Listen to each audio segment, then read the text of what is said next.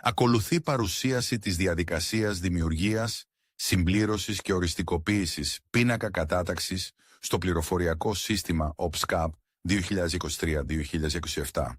Η διαδικασία ξεκινά από την είσοδο στο σύστημα και τη μετάβαση από το αριστερό μενού στο υποσύστημα έργων. Από εκεί ο χρήστης επιλέγει την ενότητα δημοσίων και λοιπών και στη συνέχεια την επιλογή πίνακας κατάταξης.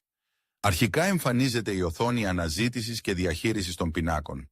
Από το σημείο αυτό, ο χρήστης επιλέγει νέα εγγραφή ώστε να δημιουργήσει νέο πίνακα κατάταξης.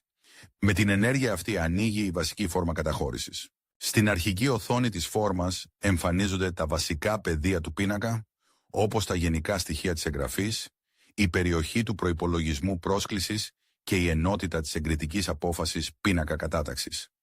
Στο πρώτο βήμα ο χρήστης επιλέγει την πρόσκληση. Για τον σκοπό αυτό ανοίγει το αναδυόμενο παράθυρο προσκλήσεις, εκτελεί αναζήτηση και επιλέγει τη σχετική εγγραφή. Μετά την επιλογή, η φόρμα ενημερώνεται αυτόματα με τα στοιχεία της πρόσκλησης και εμφανίζονται τα βασικά συγκεντρωτικά στοιχεία της. Στη συνέχεια, ο χρήστης πραγματοποιεί αποθήκευση.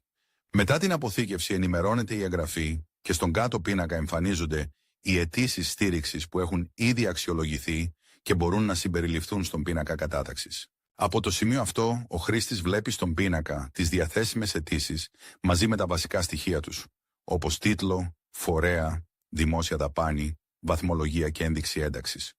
Παράλληλα ενημερώνεται και το συγκεντρωτικό πεδίο της δημόσιας δαπάνης του πίνακα. Στο πάνω οριζόντιο μενού επιλέγουμε ενέργειες και έπειτα οριστικοποίηση. Εμφανίζεται ένα παράθυρο ερωτήματος στο οποίο, αφού επιβεβαιώσουμε τα στοιχεία, επιλέγουμε ναι και εμφανίζεται το σχετικό μήνυμα επιτυχίας. Ο χρήστης έπειτα συμπληρώνει τα στοιχεία της απόφασης, όπως αριθμό και ημερομηνία, και στη συνέχεια προχωρά στην επισύναψη του σχετικού αρχείου. Για την επισύναψη αναρτά το έγγραφο της απόφασης από τον υπολογιστή. Αφού ολοκληρωθούν οι βασικές καταχωρήσεις, ο χρήστης προχωρά εκ νέου σε αποθήκευση. Τέλος, στο πάνω οριζόντιο μενού επιλέγει ενέργειες και έπειτα την οριστικοποίηση του πίνακα. Εδώ τελειώνει η παρουσίαση και ευχαριστούμε για την προσοχή σας.